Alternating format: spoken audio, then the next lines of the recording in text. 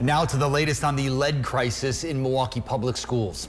The person in charge of handling the crisis is no longer with the district. Several students have tested positive for lead and multiple schools have been treated for lead contamination.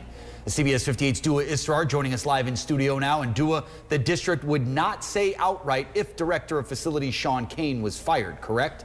That's right, Jessup. MPS Superintendent Brenda Casilius says the district can't comment on personnel matters. Casilius would not confirm if Sean Kane had been fired, but did say Kane is separated from the district as of today. This move comes just 2 days after the state of Wisconsin fined Kane for falsely claiming to be a registered architect, a requirement for his former role. I never want to see anybody lose their job or their role. However, I do think at this moment it was warranted to help move us into this next step. That's what Milwaukee Health Department's Commissioner Mike Todoritis had to say about Milwaukee Public Schools Director of Maintenance and Facilities Sean Kane Thursday morning.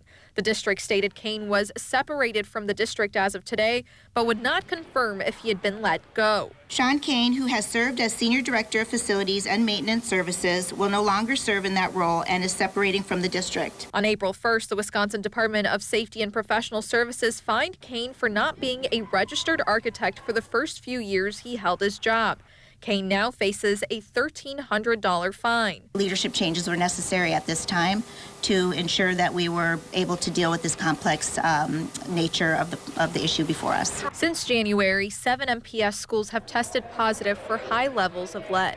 At Thursday's press conference, Todoritis confirmed that back in January, Kane did not allow MHD to go into schools to do their own lead risk assessment, leading to delays in the cleaning process. I was frustrated. Todoritis says in January, the district also reached out to the National Center for Environmental Health. On March 26th, the district put in a request with the NCEH for additional staff to help them with a mass lead screening plan. 2 days ago, I believe on Tuesday, we were notified that those staff were terminated or RIFed, reduction in workforce at the federal level, and are no longer employed by the CDC. The district says it's still committed to cleaning lead from its schools, and this time it's partnering with the city to discuss risk assessment processes moving forward.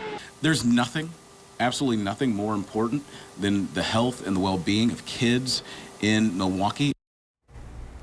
Michael Mannon, the Director of Home Environmental Health for the Milwaukee Health Department, will be leading hazard remediation for MPS while the district searches for a replacement.